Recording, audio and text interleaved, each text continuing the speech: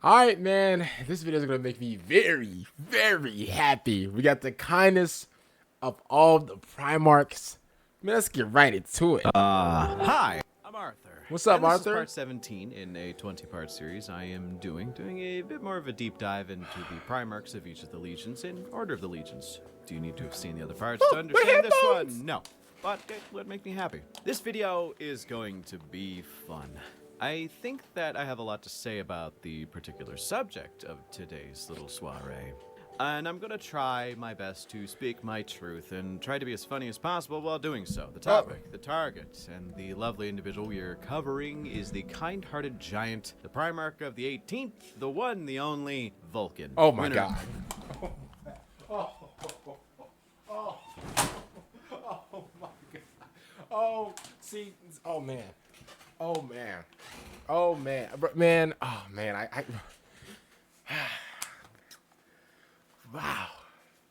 Wow, bro. I just can't stop smiling right now, bro. Like, wow, bro. This is, bro. I'm so happy I could cry right now, bro. My happy meter is just overwhelming. Just like, bro. Just like bro. Just like him saying his name, like that was enough. You know what I'm saying? Like, all right, my bad. I'm sorry. You want me to continue the video? Okay, sorry. Of several best hug competitions, as well as responsible for at least one or two war crimes in his day, Vulkan is a pretty fun lad. I think with all the Primarchs combined, it's easy to say that he is the kindest and also one of the most beloved. There's And this the thing best. that, I don't know what the name of it is, but there's probably a term for it. It might just be hindsight biased.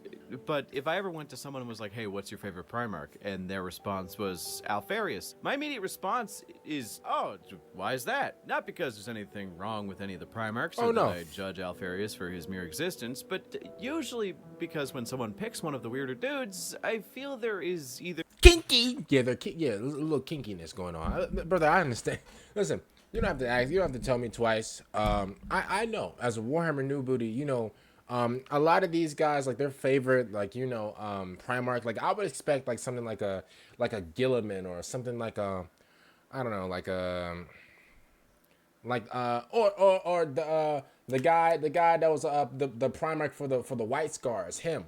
I'm expecting somebody like really cool and like just like heroic, bro. A lot of these guys, bro, their favorite Primarch is like a lot of like the the kinky like guys, stuff like that. So I don't know. I mean that usually says a lot about him. So a justification or a story behind it that I'm curious to learn more about. But if someone ever says Vulkan, I literally don't need any further explanation. He's just kind of cool, is all. Same with like Gilliman, Rogaldorn, and the like, the guys that are like you could immediately understand the appeal of. They're all solid not that choices. And I think that Vulkan is kind of the top of the heap there. He exemplifies the concept where my exact response whenever someone says Vulkan is just, nah, I get you. I understand the person on a spiritual level after that. Thanks. He is one of those guys that if you identify with him, I bet you're pretty chill. But yeah, Thanks. we do have Thanks. a lot to cover as per the usual. So I'll do my normal formula.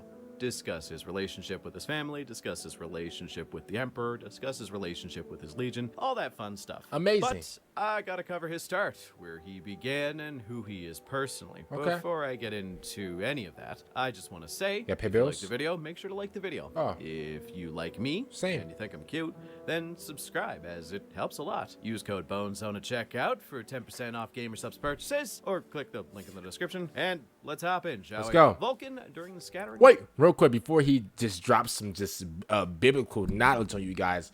Make sure you guys follow my channel, bro. By the way, bro, make sure you guys follow my Twitch at twitch.tv/ /King80 with 2 Y's. And yeah, my bad. Here we go. Primarchs was sent to a planet that I only marginally hesitate to call a shithole, because I feel like I overuse that, but it kind of is.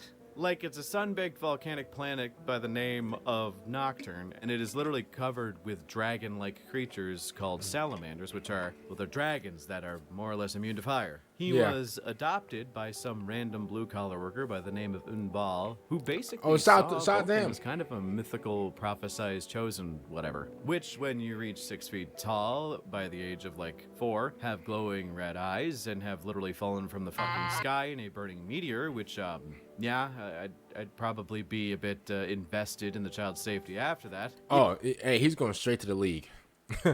Hey, listen. if my child or you know, if a child that I find that just dropped like from like Mars or like from any other like random planet, whatever, and all I see is like one of those like, you know, Vegeta or Goku like little Dragon Ball little capsules that they be coming into the planet with. If I see one of those, bro, and I run out, whatever, and it's just like a 6 foot, 7 foot, you know, baby, why? Because you already know his voice is deep, and like, you know, you see like a 6 foot, 7 foot baby, and I'm gonna be honest with you, bro. Like, I'm gonna take him home. You know, I'm gonna feed him. I'm whatever. I'm gonna take care of him. Cause guess what, man? By the time he's like what, 18, bro, forget that. He's going into the league by 14 years old. He's dunking, bro. Listen, I'm gonna be honest. My goat is LeBron. He's dunking on LeBron by the time he's 16. So, it's now Project Vulcan. I'm gonna be honest with you. So. Yeah, it does make a lot of sense why he came to that conclusion. The thing with Vulcan is he was taught the trade of blacksmithing, as Inbal is just kind of a regular guy, a commoner. And this leads into what, you know, Vulcan and all the other Primarchs kind of tended towards, which is when they were taught a skill, they immediately became the best at it. But there is an important distinction to make with Vulcan. See, with, say, Perturabo or Horus Manus, it was kind of a similar situation where they were taught a specific trade or craft, usually around the creation of metallic goods, and they just became the best of it. But Facts. with Perturabo, Horus Manus, and, you know, any other craftsman Primarchs, you find that there isn't a level of passion there. It is a dispassionate idealism, this idea of I am the best, therefore I make the best things to suit whatever needs that I have. Meanwhile, Vulcan, it kind of comes off to me that he creates things for the purpose of creation. He enjoys the process of blacksmithing, and so he does it. He does things that he likes because he likes doing them. There doesn't really need to be a reason for him to do it. He just does it because he wants to. And that leads to his artisanal equipment to have a bit more flair to them, if you mind the pun. But yes, at the heart of Vulcan is passion for his art, and I think that's a very endearing thing, but we'll come back to that later. Me too. Vulcan does things because he wants to, not because he's told to. Facts, and you can't tell him. You can't tell him. See, at the end of the day, all you bum Primarchs, you were told what to do. See, my sweet, glorious, amazing dark chocolate king. See, first of all, look at him. I'm gonna be honest with you. Nobody in Warhammer is able to even come near this goat right here. Okay, like Mr. Bone, like Mr. Bone said, like Mr. 40K Bone said. First of all, bro, Mr. 40K Bones, bro, you get all my respect for making this video about the greatest of all time. First of all, bro, like he said, nobody, and I mean absolutely nobody, tells this man what to do. He does it out of the love of his heart. Okay, no, all your bum Primarchs, all your favorites, hey, your weird kinky favorites, hey, they do what they're told. They're a receptionist. They got a boss. See, he doesn't have a boss. He's his own boss, to be honest with you. So I just wanted to clear that up. You know? So we'll stick a pin in that specific idea for a little corkboard for later. But yeah, Vulcan, as is with most Primarchs, grew up to help the people of Nocturne. And in a way, we can all agree is fair, balanced, and even fun by slaughtering a shitload of Dark Eldar. Facts.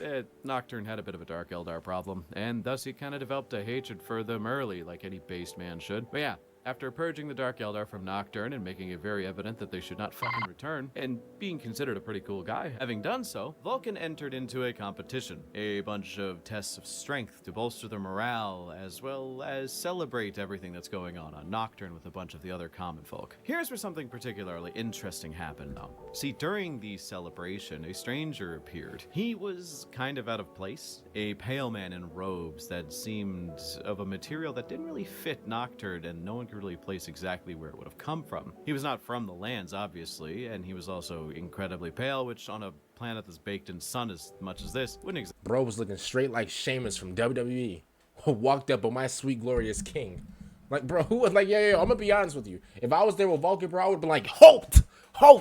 Who dare he? Who dare he step to the king? Who dare he? Obviously, my sweet glorious king Vulcan, you would have been like, don't worry, bro, I got it, and like, you know, and calmly move me to the side like a king would. Exactly, survived that long. But yeah, he showed up and talked one hell of a big fucking game. But yeah, basically he stated that he could best any man on Nocturne in any challenge. Now, see, everybody here was gassing up Vulcan because bro is like Ronnie Coleman skilled up. Vulkan, Facts. always humble, accepted the challenge and allowed the stranger to compete. Most people kind of bowed out after they realized that the dude who came around out of nowhere, yeah, he was kind of not McFucking around, as him and Vulkan were actually comparable in skill at all ends of the spectrum, with competitions of strength, cunning, tactics, intelligence, all being neck and neck for the majority of these competitions. It came to the final trial, the final game, to see who would be the victor of this, I guess, competition between brotherly, manly men. So, Vulkan won, right? One, the stranger was capping to hell and back, as by his own admission he could best any man at any challenge, and in order for him and Vulkan to have been tied, he would have had to at least lose a few games, so fuck him, I guess. The second thing is that this meant that it would come down to the final challenge, and I forgot to mention what the stakes were, as there is a lot on the line. Wait a minute.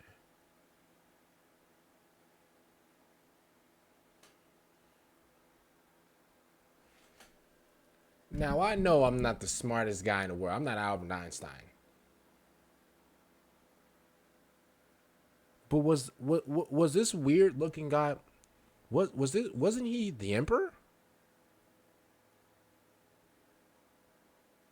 Oh, never mind. I'm dumb. Whoever lost the challenges at the end would have to swear I'm fealty yapping to at my- the at other my and booty pledge right now. service for eternity. So to say there was a lot on the line is a bit of an understatement. Regardless, Vulkan and this stranger had to embark upon the final challenge, which was Come on, craft Vulkan. a weapon in 1 or 2 days and then go out and kill a salamander, drag its corpse back to the judges, and whoever had the biggest salamander would be declared the Easy! winner. Now, as weird as it is to say, this is kind of going to be where I diverge a bit from what everybody else believes. Though, don't yell at me, I'm literally like 6 years old and also an idiot. So, I haven't read the entirety of the Horus Heresy yet, so this could probably be proven wrong later. But how the story goes is the stranger and Vulkan created weapons. The stranger made a very finely created sword, and Vulkan made a hammer because hammers are cool. Vulkan True. had been the first one to find a big salamander, one of the biggest ones he'd ever seen, before the stranger did, obviously. But due to a sudden eruption of the active volcano that they were on, Vulkan's life was kind of on the line here. See, in one hand, he clutched the tail of the salamander, refusing to let go, and on the other hand, he gripped the ledge of the mountain itself. Magma flow was kind of right beneath him, so if he let go, he would die, but if he dropped the salamander, he would lose the challenge because he had no more time to do it. He hung on there for hours upon hours upon hours until he was losing grip. Eventually, the stranger shows up, holding an even bigger salamander than that of what Vulkan would have, but in a show of compassion, the stranger throws the salamander into a thick bed of lava and uses it as a platform to jump on. See, salamanders are resistant to heat, so he had enough time to get across, but the salamander was still destroyed in the end. He shows up, grabs Vulkan, saves his life, and even saves his salamander. They head back to the competition judging grounds. Vulkan wins because he has a salamander, and the stranger does not. And this is when it's revealed that the stranger, whose surprise prize was actually the Emperor of Mankind. Oh man, I'm smart. Oh man. Yo. I'm gonna be honest with you, yo. Yo. You know what? I'm not dumb. I'm actually kind of smart. Quiz me right now. Come on, bro. Quiz me right now. Bro, come on, bro. W memory. Let's go. I knew I was made for greatness. Come on, man. Let's go. I'm learning. I knew it. I knew I heard that somewhere. I was like, yo, who is this guy? Like, they didn't even, cause like I felt like bro, what video was it from? Man, hold up. I learned this from a video. I learned that this guy that challenged Vulkan, whatever, was the Emperor, but I forgot, I forgot, you know, what video it was, but like, I remember that though. You get what I'm saying? Like, I remember that. The fuck else would it be, dude? But yeah, there are several interpretations of the scene, and mine is optimistic. But the main way people see this is it was a ploy by the Emperor to convince Vulkan through kind actions to serve him, as he could probably tell that this big lug wouldn't truly serve him if he had just won So showing this kind act was a way to easily sway Vulkan to his side. I think it is kind of nihilistic to see the Emperor in such a light. I like to think that the Primarchs are actually each shards in some way of the Emperor's personality made manifest. Now, there is also the impact that the societies they were sent to have on them, which is mixed in. That's what I said too. I said the same thing. I said that I'm like, and the thing is, right? Even with like this is why I don't really blame some of like the Primarchs or whatever for like crashing out or like trading on like the Emperor and stuff like that, because man, you have to understand, man, even though I mean, and you know, let's take in the fact that obviously all the Primarchs were like, you know, they were legit just like spread everywhere like a damn 8-ball pool. So at the end of the day, man, like they got dropped in, you know, different planets and stuff like that. One thing I could say is, man, like I bring up his story all the time. Angron, right? The dude that had like the nails, or whatever, in his head, whatever. You know, I always have compassion for him, even though he was a traitor or whatever. I always have compassion for him, man, because you know of where he was, of like, you know, of his story and stuff like that. So I'm always like, you know, have compassion for him and not really crash out on him. But whenever it comes down to other people, I mean, and you know, like Mr. Bone said, man, like their surroundings definitely influence who they've become, because I mean that's just natural. That's just like the natural thing. Like if you were to throw like a dog in like the woods or whatever, most likely that dog's gonna like, you know, like be tough and like, you know, try to survive and you know, hunt for his food and stuff like that. So at the end of the day, like you never know. And I'm not saying that's like every single dog, but like that's like, you know, that's some dogs, bro. Some dogs, bro, was that my mouse? I think that was my mouse. But yeah, like, you know, some dogs, bro, like, you know, they're going to go out and they're going to become, like, more tougher. They're going to, like, you know, hunt for the food and stuff like that. I feel like that's just, like, humans as well. If you were to drop, like, a human in, like, in the middle of the woods, they will have to learn how to adapt and, like, you know, and they were, like, I mean, listen, you never know. Like, some people will be, like, really happy that they just got dropped in the woods. Some people, you know, would be, like, whatever. Some people would be scared, but then they'll have to, like, toughen themselves up by learning, you know, how to adapt in the woods and stuff like that. So at the end of the day, it really does matter about, like where you grow up and stuff like that, you know. So so yeah, let's go. Get right back into it. Kind of kindness and compassion that is in Vulkan, I believe is also in the Emperor. I think the Emperor was being genuine when saving Vulkan. Because, I mean, realistically, would Vulkan say no after the Emperor revealed himself to be his actual dad? I think that it all worked out literally because real respects real. I think it's so fucking cool that the Emperor chose to be kind as well. In all honesty, he didn't need to go through all this. He could have just shown up and before the competitions even began been like, ah, yeah. But facts. He didn't even have to like. He could have just said, yo. He could have just dropped down and be like, yo, man, the child support is kicking my ass right now. I'm your dad. I'm here. I'm your dad. What's up, right? But he gave him a test. He gave him a little test. You know, he pulled up to him. He was like, yo, what's up, bro? 1v1 and a bunch of different challenges. Whatever. And then, you know, Vulkan, he stepped up, he showed up, and at the end, you know, he was kind, bro. He didn't give up, you know, and he stuck to his true guns, bro. That's a real man. That's a real man. That's a real king. That's a real GOAT, and that's a real winner.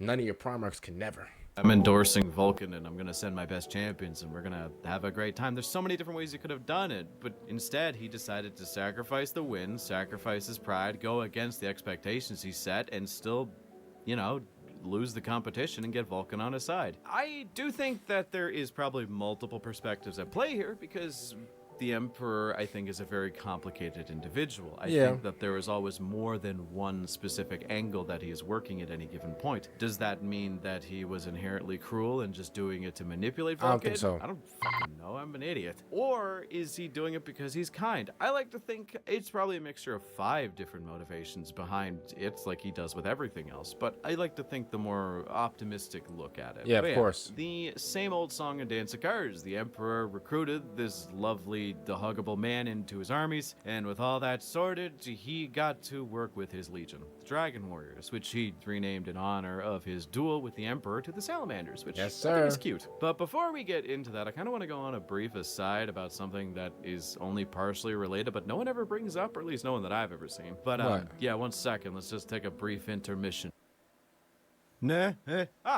We're doing this again. Okay, cool. Sorry about the video being late, by the way. You know, it's about a few minutes to an hour, if I'm reading this correctly. It's been one hell of a crunch time because, next week I'm going to LVO, so I'm getting a lot of this done beforehand, and this is one of the last ones that I have to get done. Okay. So, yeah. Hi. Hello. What's up? How are you? Hope What's you're up? enjoying the video so far. I just wanted to take a minute to just discuss a topic that I think is weird that no one really brings it up, or at least no one I've ever seen really talk about it. And that's that when the Emperor actually abducts his Primarch sons, he brings them back to Terra and just kind of lets them chill there for as long as they want. I don't even think there's a time limit. I think that in general, he takes them to Terra to teach them the entirety of the history of the Imperium of Mankind, teach them the ways, teach them the languages, and then lets them tinker around with whatever technology they want. Oh, that's I know cool. that the adjustment period is described as weird at the best of times, and I know that some Primarchs adapt to it better, but this is basically so that they get as much time as they want with the Emperor of Mankind before they're set off into the universe, so that they know what they're fighting for rather than just fighting and dying for absolutely fuck all nothing. Now, there is some interesting notes to be had here. Apparently, Vulkan was one of the most pleasant ones to be around when he was... Duh. Duh. Bro, imagine walking up, bro. Imagine walking up, bro, to this amazing, strong, just, bro, full of testosterone, bro. T levels, what, 400,000, 500,000? Like, bro, like, imagine walking up, bro. He got the chains on. He got the ice on. He got the crown on. Obviously, I'm there right next to him because, you know, I'm his loyal manager. I'm his loyal servant. Bro, imagine walking up to us, bro, like, and your eyes just locked onto him, bro. I first of all, I would stop you because you couldn't even get, you know, too close to him. I'd be like, halt! But I would say it, like, you know, in a way nicer tone. But, like, bro, like, like, he's like I'm gonna be honest with you, bro. Take this of, like, what you will. I know, like, you guys are gonna say, oh, glaze. I mean this just truthfully, bro. Bro, he's like the LeBron James of, like, Warhammer. Like, I don't even know what to, like, bro, he's just the GOAT, bro. Like, it is what it is. Like, there's nothing you can really do about it. I mean, listen, man, when you're like, what, 7'5", 8'2.5", you know, when you have we have the shoe size of a 42, when your muscles is as thick as somebody's head, bro, when you got the ice on, bro, like, who don't want to hang out with you? Who don't want to, you know, have a good time with you, bro? What girl not gonna look? Bro, come on, bro. You know how many, bro? You know how many girls I had to halt? You know how many girls I had to stop from walking up to the GOAT? Come on, man.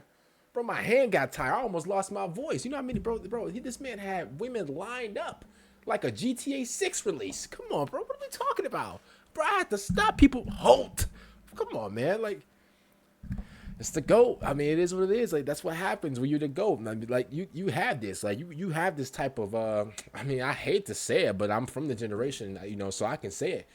When you have this type of aura, you know, like, there's nothing you can really, like, there's nothing you can really, like, you know, there's nothing you can do about it, you know. You just exist, to be honest with you. You exist, and you just get, just instant, you know, just instant, just, like, just glow. You know, he has that glow to him. All the other Primarchs, all the evil devilishness, all the demonic forces, but man, you can see it on their faces. They got bumps and all types of, you know, grease bumps and stuff like that, bro.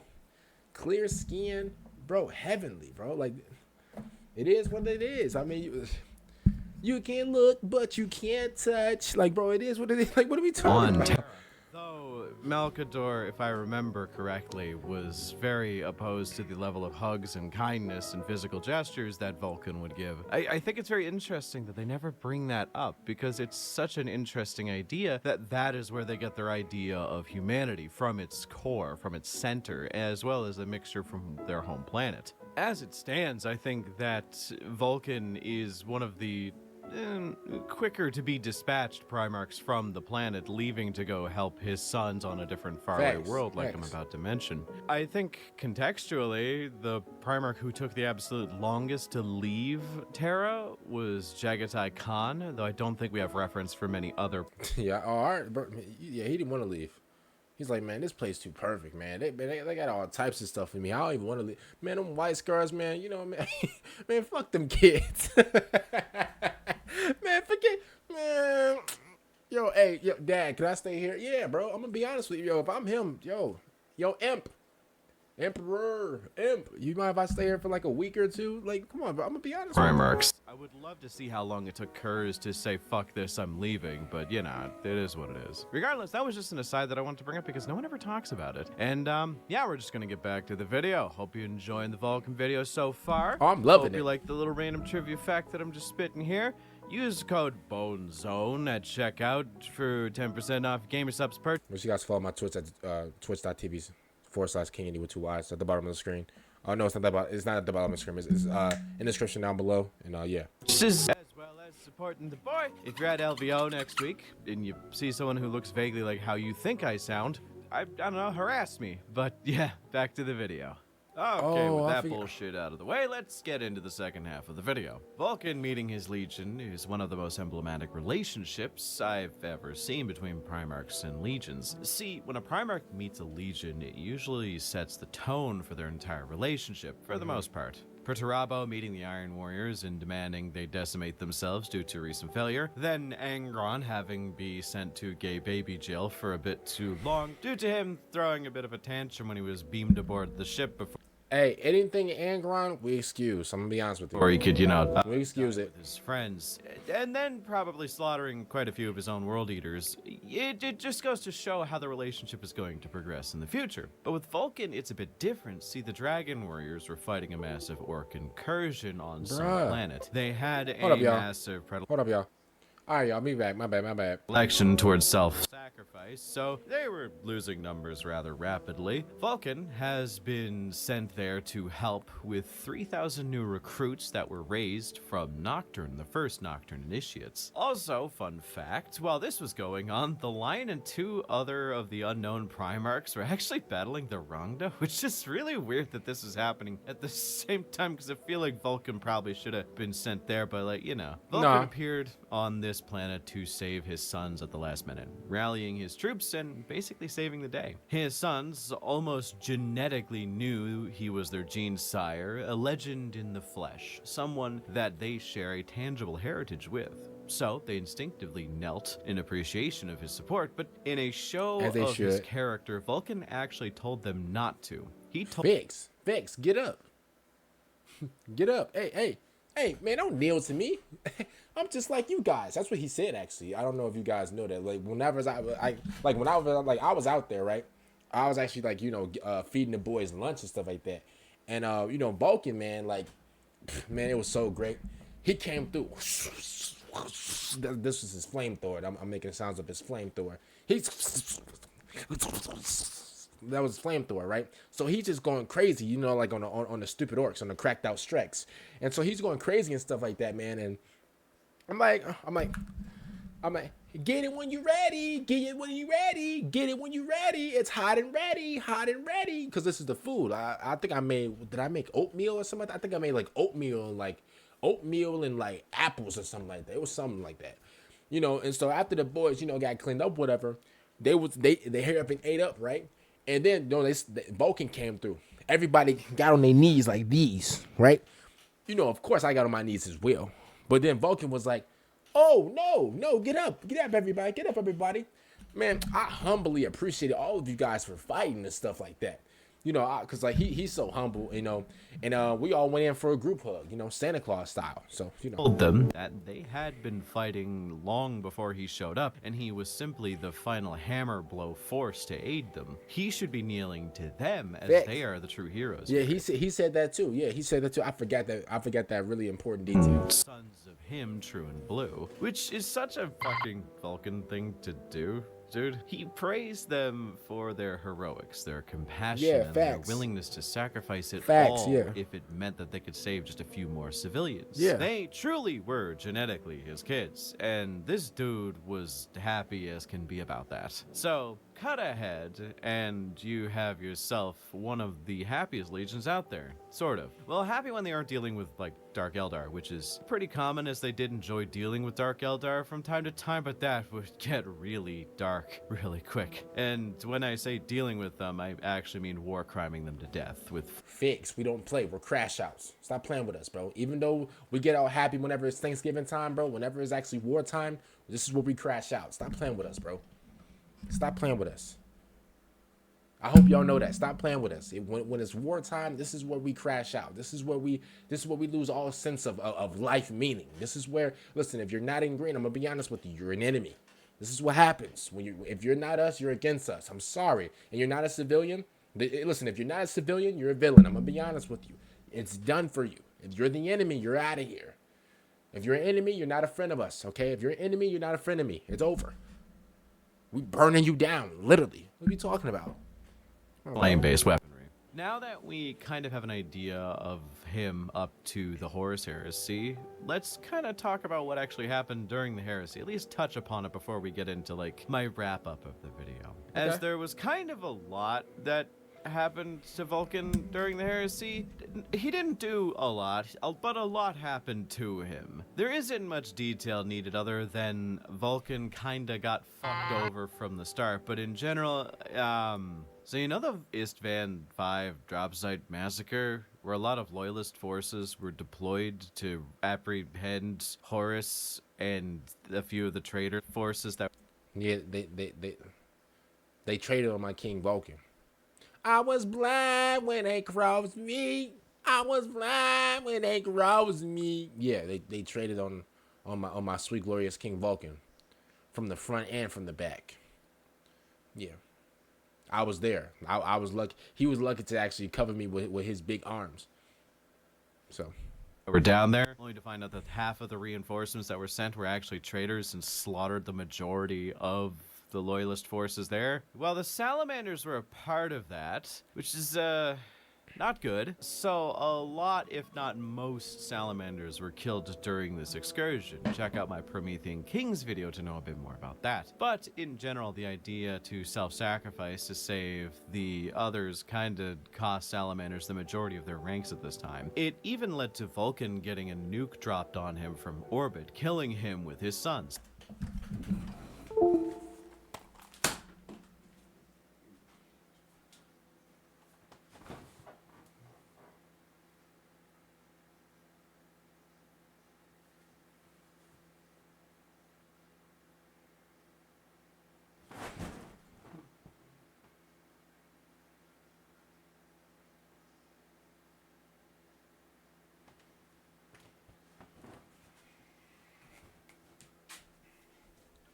I don't know if you guys know, man, but whenever I was there, man, Vulkan, man, he actually before that weapon actually came down, bro, and really took my sweet glorious king away from me.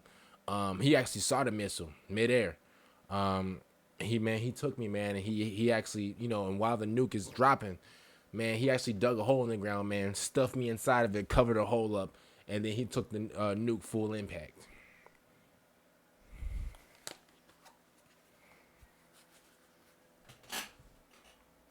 I was there.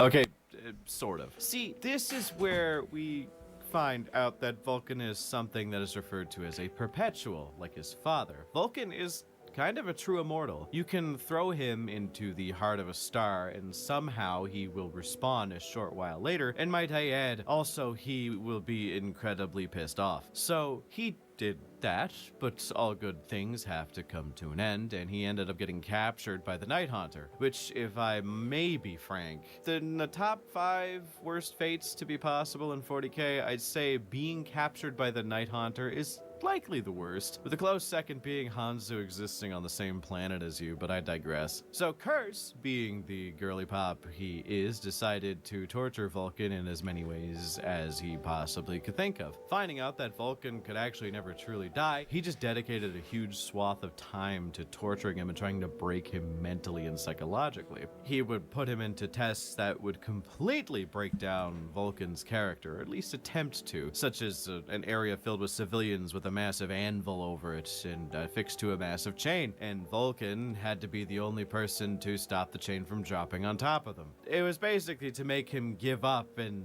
crush them early, just because, like, it's kind of a foregone conclusion, but that's kind of the interesting part. He held the weight until he couldn't do it anymore, because even though the end point is kind of predetermined, the struggle is what matters most here. But death after death, time after time, Vulkan would never break, and his morals would never be sacrificed. He would never break, bro. Never. Like, Like, I'm crying right now because, like,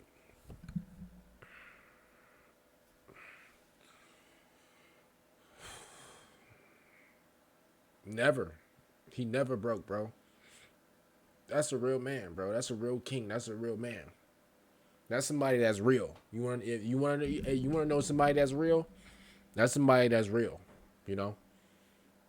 I never forget that day, bro. Like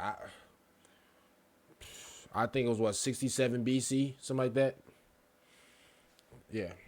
Advice. And this all led to the ultimate final battle between Kurz and Vulkan, where Kurz left Vulkan's super magic special super mega hammer Dawnbringer at the end of this massive labyrinth that was constructed in his honor. By the way, y'all, sorry for, really letting some tears out, man. I just couldn't see my sweet glorious king go through that, I'm good though.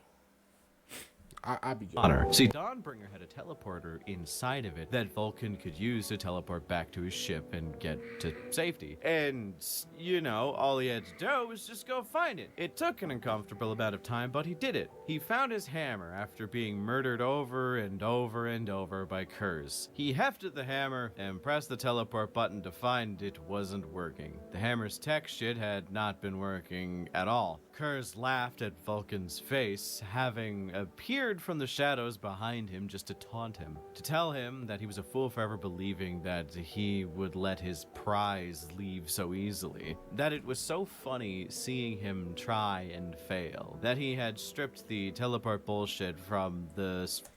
Man, I want y'all to know, man, and I don't want to get like too personal and like too real life-ish, bro, but this is people in real life, bro.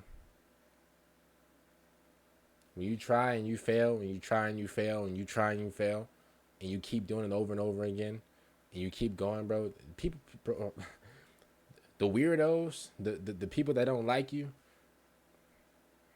yeah, bro, they be laughing. They be laughing whenever you're not winning. Oh yeah, whenever you down bad and you going outside, right, and everything is not looking good for you. Oh yeah, bro, they're in the back just hee and ha-haing it up. Like hyenas, they're just laughing. Like the hyenas from Lion King, they're just laughing it up. But guess what, bro? My sweet, glorious King Vulkan, see, I'm going to tell you something, bro. He doesn't quit, bro. He doesn't quit at all. Just like you. You don't quit. I know you. Even though I never met you before, I know you. You don't quit. But guess what? The people that you once knew, oh, yeah, man, they laughing at you. Down bad. Listen.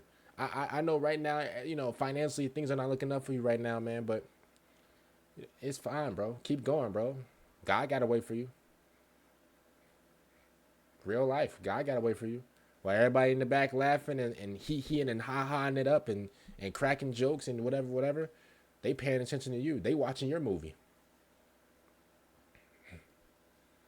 Ain't that crazy? You down bad, you broke, you whatever, but they watching your movie, though. They're paying to watch your movie. They're waiting for you to make it. They're low-key your biggest fans. That's what happens. When you're destined for greatness, people they don't want you to make it. They don't want you to make it, but you're going to make it. Because you just got it like that. Take that if you will. First second it landed in his tech bay. Kurz wanted to drink in the misery of Vulkan realizing that he truly couldn't escape, but Kurz was interrupted by Vulkan stating a simple fact. "You're forgetting one thing, brother," to which Kurz, still amused, asked, "Oh, and what's that?" Without hesitating, Vulkan kind of puts his hammer in both hands and simply says, "It is also a hammer." He proceeds to beat the ever-loving shit out of Kurz and berate him through the entire endeavor, which was really satisfying to watch, even as someone who's a bit of a Night Lords fan. It was a pretty fun experience, and the sentence, "it is also a hammer," has kind of become a bit of a vocal stim for me. It's pretty fun. Regardless, the end point of all this is Vulkan disappeared. There was a lot of steps of him having weird pain dementia, but I'm not that far read in the Horus Heresy, but... bro, he died 80 times. Bro, he was going to take a break, that's all. This man is literally, bro, in Turks and Caicos right now, bro, taking a break with his feet kicked up.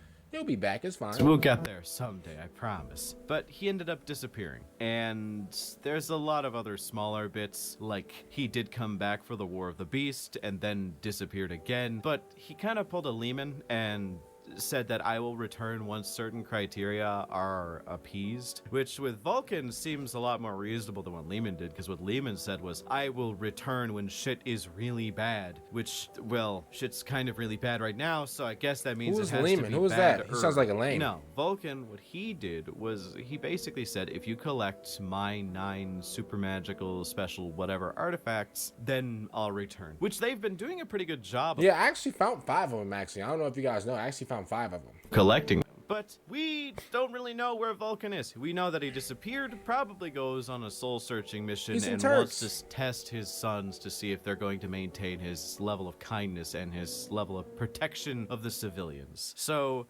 doing this video, I have gained a much greater appreciation for Vulkan than I did before, to the point where I have been looking at salamanders in a different light. I love the miniatures, especially for the Horus Heresy. I love just the aesthetic of them, and I love the fact that they're... Yeah. I'm gonna be honest with you, yo, Mr. Bones, I don't know what race you are. I mean, bro, hey, man, you the definition of a real nigga, bro. Definition of a real nigga, bro. You're a real dude, bro. I listen, bro. If you rock with the salamanders, man, I rock with you, man. I listen. Never met you before, Brew, but real nigga alert, bro. That's all I'm getting, bro. It's like a bell that's going off, and you just clicking the bell in my brain. That's like, you know what, man, this dude real, bro. It almost just makes me emotional how real you are, bro. Cause like, you know, like this is really my team. You know, me as a young youth, you know, coming through, learning more about the Salamander and stuff like that. You know, just learning more about Warhammer, because obviously, you know, I cover all different types of games and stuff like that, man. And you know, the fact that I stumbled along Warhammer and I found, you know, my boy, my GOAT, you know, the LeBron James of Warhammer, man. It's really nice to, you know, really know that we have people out here, you know, who really support, you know, Vulkan. So, you know, yeah, bro.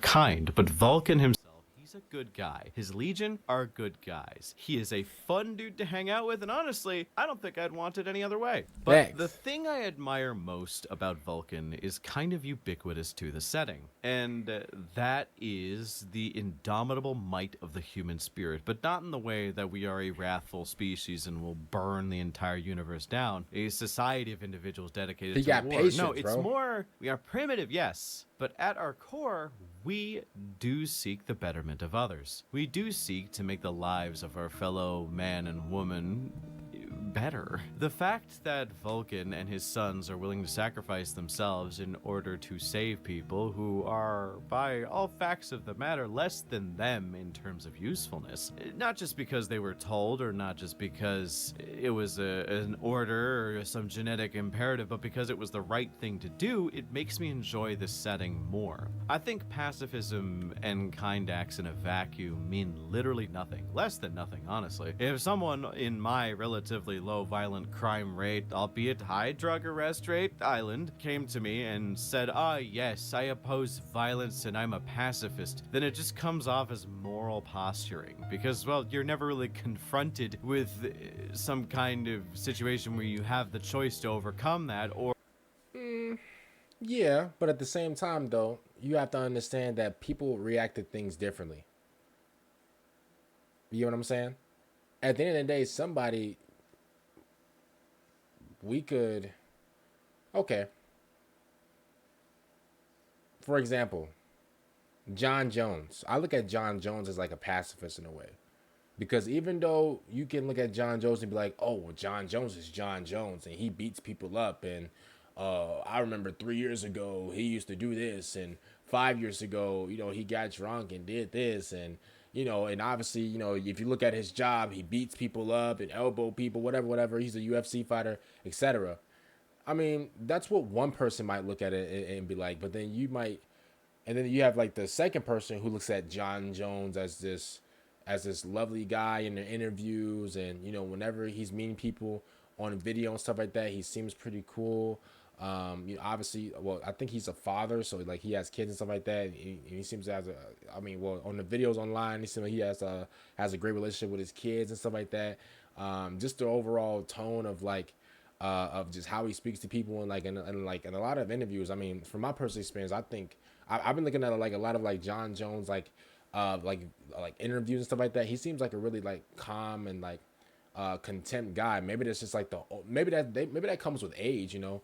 But at the end of the day, it's all about how you, first of all, it's all about your perspective and how you look at like a pacifist. I'm gonna be honest with you, like, because at the end of the day, you know what, I do get what Mr. Bones is saying. Like, if somebody was to come around and be like, hey, like, oh, I'm all for world peace, you know, I love people, da da da da, that might come off as like whatever. And the reason I think Mr. Bones say that is because you have to literally prove that. You can't just say that. I mean, people can say anything. That's the thing. People can say anything. Oh, I'm this, I'm that, I'm that, whatever. And, you know, for some people, they take it really serious or whatever. But at the end of the day, I mean, I feel like the most human way to know that about somebody, or know about the thing that they told you what they're about, is you have to show them, you know. If a guy comes up to you and says, oh, what's up, man? I'm a very respectful man. You're not really going to believe it off firsthand. You probably want him to show you how respectful he is. And then you'd be like, oh, okay, you know what? Yeah, you are respectful. Some people might just be like, oh, well, yeah, you are a respectful man. Then shake his hand or whatever. You get what I'm saying? So at the end of the day, it's all about like different people's perspective on it. But I do get what Mr. Bones is saying, though. But yeah, I don't know. It's really about perspective for me. But yeah, I get it. I understand it. Or just stick to your ideals there. But that's why I enjoy Vulkan. With those individuals, you're just supposed to infer that if they were ever in a position to decide between violence and non-violence, that they will always choose violence, but they're never going to be put into that situation. But I think the inverse is where it's important, and why the Salamanders are one of my favorite chapters. So basically saying like the natural test, basically. So like if you have the choice, right? If you have the choice of walking away from something or imposing violence on it, he's basically saying that Vulkan will most likely choose the pacifist side and not, you know, engage into something, if that makes sense. Basically. And legions of Marines. That is because, well, they are the good men in a universe filled with monsters who punish good men. They're the people who, even if it means they will sacrifice themselves, they will do it every time if it means just saving one person who cannot protect themselves. They will do it no matter what. Not because they are predisposed to do so, not because it was something they were told to do. They will do it because it is the right thing to do. It's the kind thing to do. Which is why salamanders stick out. They actively put themselves in harm's way, not just because they are space marines and they are the sword of the Imperium, but because they are the shield of the people of the Imperium. They know that you're not just supposed to attack the things that are trying to destroy your way of life, but defend your way of life as well. A lot of Marines tend to forget that. It's why some of my favorite interactions in the setting are between Black Templars and Salamanders, as they are two opposite sides of the same coin. Salamanders have never forgotten. They are the shield that protects the weak, and Vulkan is the distillation of that. The greatest of all time. Vulkan is a champion of humanity, and I love him as a character. I think we can all learn a lot from Vulkan, to do the right thing even if it comes at great personal cost to ourselves. So with all that being said, of course we are kicking off the new year with an Erebus video followed by a fucking Vulkan video. Why the fuck else would it be any different here? I think it's on brand for this channel. Regardless, thank you all for watching, and make sure to let me know what you think of Vulkan in the comments. He's the greatest of all time. That's what I think. Literally, like, you know, like the GOAT. He makes me happy. Other than that, man, make sure you guys like the video, subscribe to the channel. Make sure you guys check out Mr. Bones, Mr. 40K Bones as well. Also, man, make sure you guys follow my Twitch right now. Do it. Listen. I see you right now, bro. Make sure you follow my Twitch right. I'm sorry. I don't want to be aggressive. I'm sorry. Vulkan, he wouldn't even want me to do that. But Vulkan actually told me. Oh, you want me to tell him? See, okay. So Vulkan actually told me to tell you guys to actually follow my Twitch at twitch.tv/KingIndy with 2 Y's. It's in the description down below. I believe it's like the first link or second link.